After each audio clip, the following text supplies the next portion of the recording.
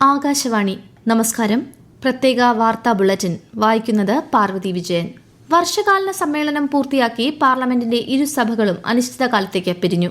സമ്മേളനത്തിന്റെ അവസാന ദിവസമായ ഇന്ന് ഓൺലൈൻ ഗെയിമിംഗ് ബിൽ 2025 പാർലമെന്റ് പാസാക്കി. ഇന്നലെ ലോക്സഭ പാസാക്കിയ ബില്ല് ഇന്ന് രാജ്യസഭ അംഗീകരിക്കുകയായിരുന്നു. ബീഹാർ സമഗ്ര വോട്ടർ പട്ടിക പരിഷ്കരണം ഉൾപ്പെടെ വിവിധ വിഷയങ്ങളിലെ പ്രതിപക്ഷ ബഹളം ഇരുസഭകളിലെയും നടപടികൾ ഇന്നും തടസ്സപ്പെടുത്തി. Online gaming promotion and regulation bill 2025 parliament പാസാക്കി. യുവാക്കളെയും ദുർബല ജനവിഭാഗങ്ങളെയും അത്തരം ഗെയിമുകളുടെ പ്രതികൂല സാമൂഹിക, സാമ്പത്തിക, മാനസിക സ്വകാര്യതയുമായി ബന്ധപ്പെട്ട പ്രത്യാഘാതങ്ങളിൽ നിന്ന് സംരക്ഷിക്കുക എന്നതാണ് ബില്ലിന്റെ ലക്ഷ്യമെന്ന് ബിൽ അവതരിപ്പിച്ചുകൊണ്ട് IT മന്ത്രി അശ്വിനി വൈഷ്ണവ് പറഞ്ഞു.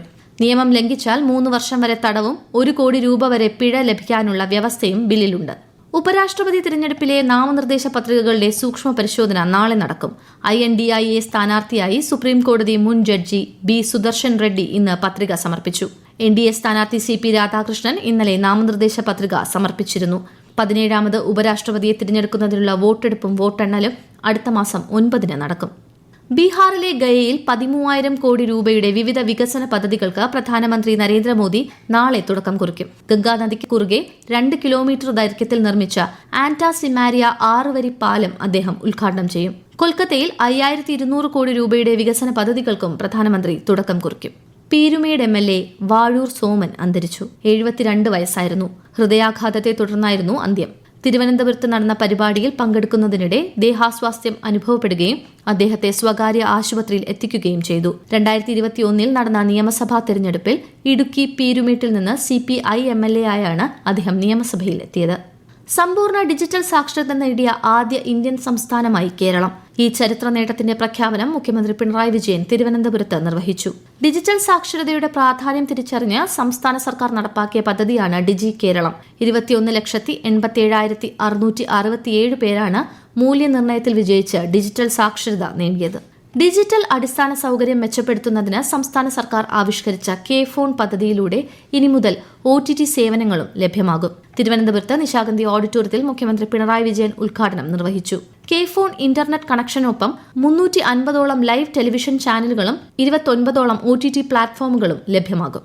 പ്രധാനമന്ത്രി നരേന്ദ്രമോദി ആകാശവാണിയിലൂടെ ജനങ്ങളുമായി ആശയങ്ങൾ പങ്കുവയ്ക്കുന്ന പ്രതിമാസ റേഡിയോ പ്രക്ഷേപണ പരിപാടി മൻ കി ബാത്ത് ഈ മാസം 31 രാവിലെ 11 മണിക്ക്. മൻ കി ബാത്തിന്റെ 125ാം പതിപ്പാണിത്. പരിപാടിയിലേക്കുള്ള ആശയങ്ങളും അഭിപ്രായങ്ങളും 1800-11-7800 എന്ന ടോൾ ഫ്രീ നമ്പറിലൂടെയും Narendra Modi app, MyGov open forum എന്നിവയിലൂടെയും ഈ മാസം 29 വരെ പങ്കുവയ്ക്കാം. കേന്ദ്ര ആഭ്യന്തരമന്ത്രി അമിത്ഷാ നാളെ കേരളത്തിലെത്തും. കൊച്ചിയിൽ നടക്കുന്ന BJP സംസ്ഥാന നേതൃയോഗത്തിൽ അദ്ദേഹം പങ്കെടുക്കും.